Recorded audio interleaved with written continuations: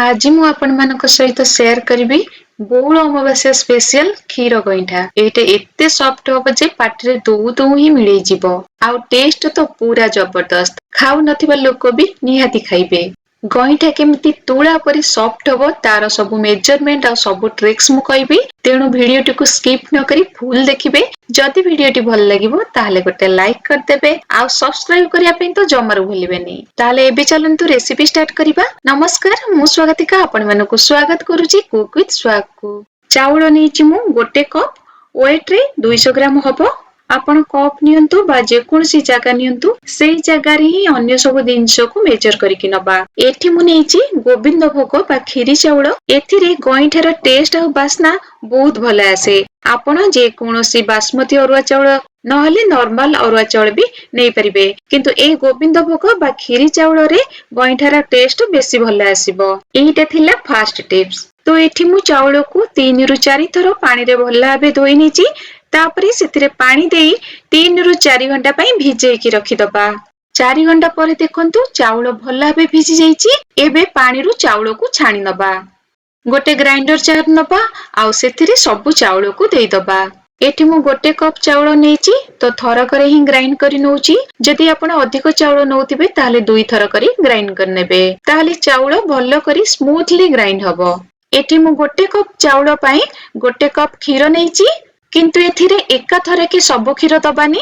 चाउल रे half cup क्षीर दे चाउल को बाटी नबा। ताले चाउल भल भाबे चिकण हेकी बाटी हबो। आउ हाफ कप क्षीर रखुछि। चाउल को बाटी सारला परे सेथिरे मिसेइबा। एठी आपण चाउल को क्षीर बदल रे पानी रे भी बाटी परिबे, किंतु क्षीर रे बाटिले गईठा पिठा बहुत नरम हवा सहित टेस्ट भी भल आसीबो। एटा थिला सेकंड टिप्स। एठी देखंतु चाउल बहुत बढ़िया भाबे चिकण हेकी बाटी हेछि। गईठा पई चाउल को पूरा चिकण करके बाटिबे। एबे ग्राइंडर जार रे आउ हाफ कप क्षीर देई दबा आउ जार को धोईकी पिठौ रे मिसेई नबा। एबे देखंतु पिठौर कंसिस्टेंसी एई भली रहिबो। आपण चाउल क्षीर रे बाटंतु किंबा पानी रे बाटंतु, किंतु पिठौ एतिकी पतला रहिबो। एबे पिठौरु गोटे छोट करचोली पिठौ आउ गोटे जागा रे बाहर करी रखिबा। एबे कड़ाई गरम करी सेतिरे गोटे चमच गुआ घियो देई दबा। एक्चुअली एई गईठा रेसिपी रे अन्य किछि ड्राई फ्रूट्स यूज हुएनी, केवल नड़िया ही पड़ी थाए, किंतु टेस्ट पाई आमे एठी किछि ड्राई फ्रूट्स यूज करूचंती, किंतु एटा पूरा ऑप्शनल। तो एठी मु किछि किशमिश आउ काजू को हल्का भाबे भाजी नउछि। जेतेबेले देखिबे किशमिश भल भाबे फुली जिवो आउ काजूर कलर टिके हल्का भाबे चेंज ही आसीबो, ताकू गोटे जागा को बाहर कर दबा। काजू किशमिश को बाहर कर साला परे एबे भी कड़ाई रे अल्प घी अछि। आउ घी दबा दरकार नाही। सेतिरे देई दबा आउ हाफ कप क्षीर। चाउल को बाटिला बेले सेठी टोटल आमे गोटे कप क्षीर यूज करथिले, तो एठी आउ हाफ कप माने टोटल 1.5 कप क्षीर मु यूज करिछि। सेतिरे देई दबा अल्प लूण। जंतुणी आउ अलणा लागिबनी। एबे भल भाबे लूण को क्षीर रे मिसेई नबा आउ क्षीर को अल्प गरम होबा को दबा। एठी मीडियम फ्लेम रे क्षीर अल्प गरम हे गला परे सेतिरे पिठौ को देई दबा। धीरे धीरे करी पिठौ को क्षीर रे दबा आउ ताकू लगातार गोळौथिबा। एया को लगातार गोळेबा को पड़िबो, नहले पिठौ भल भाबे जंती हबनी। जंतुणी केमिति परफेक्ट हबो पूरा स्मूथ हबो सेति पई मु डिटेल्स रे देखौची। तो वीडियो को स्किप न करी फुल देखंतु। स्टार्टिंग रु फ्लेम को मीडियम रे रखितिबा। जेतेबेले देखिबे पिठौ रे अल्प अल्प लम्प्स पड़ी आसीबो, से टाइम रे फ्लेम को लो को नै आसीबा। तापरे जंतुणी रो पूरा प्रोसेस को लो फ्लेम रे ही करिबा। देखिबे एतिरे आदौ भी लम्प्स पड़िबनी, पूरा सॉफ्ट स्मूथ जंतुणी हमर रेडी हे जिवो। तो एई भली जति छोट छोट टिप्स को आपण फॉलो करिवे, देखिबे पूरा जंतुणी परफेक्ट हबो। तो एठी आपण माने जानि परिथिबे चाउल आ क्षीर रो भाग माप। चाउल जेतिकी नेबे तार 1.5 गुणा क्षीर नेबे बा पानी भी नै परिबे जदि क्षीर रे करिबा को चाहू नथिबे, किंतु क्षीर गईठा को पूरा क्षीर रे कले ही तार टेस्ट भल आसीबो। एठी मु गोटे कप चाउल पई 1.5 कप क्षीर नैछि केवल जंतुणी पई। हां आउ गोटे कथा, जदि आपण चाउल गुंड रे करिबा को चाहूतिबे ताहाले चाउल गुंड रे भी करि परिबे। एठी देखंतु जंतुणी धीरे धीरे हेई आसलानी। जंतुणी हेई गले एई भली कढ़ेईरु छाड़ी आसीबो आउ रुटी पई जेमिति हमें अटा को दळंती ठीक सेई भली गोटे गुळा हेई जिवो। एठी देखंतु एथिरे आदौ भी लम्प्स नाही। जंतुणी पूरा सॉफ्ट आउ स्मूथ हेईची, पूरा परफेक्ट एई भली ही हेले कईटा खाइबाकू एते नरम लागिबो, पाटिरे पूरा मिळेई जिवो। तो एठी आउ गोटे टिप्स कहि दोची, आपण जदि क्षीर मंडा पिठा करियाकू चाहुथिबे ताहले एई जंतुणी रे ताकू भी करि परिबे। जंतुणी हेइची कि नाही आउ गोटे उपाय रे मध्ये जानि परिबे। पानी हाथ हेई किछि जंतुणी को हातरे एमिति गुळा करिबे। जदि सेइटा हातरे लागु न थाए ताहले जानिबे एटा भल भाबे जंती हेइची। एबे गैस रो फ्लेम को बंद करी याकू 10 मिनिट पई कवर कर दबा, तापरे गोटे प्लेट को बाहर कर दबा। एबे जंतुणी हल्का गरम अछि, गोटे प्लेट रे अल्प घियो लगेई जंतुणी को भल भाबे चकटी नबा। एथिरे लम्प्स तो नाही, तथापि थरे चकटी नबा। तापरे पानी हाथ हेई जंतुणी रो अल्प अल्प नबा आउ गईठार शेप दबा। एठी आपण गईठा को छोट बड़ जेमिति चाहिबे करि परिबे। तो देखंतु एठी मु गईठा को केमिति गढुची।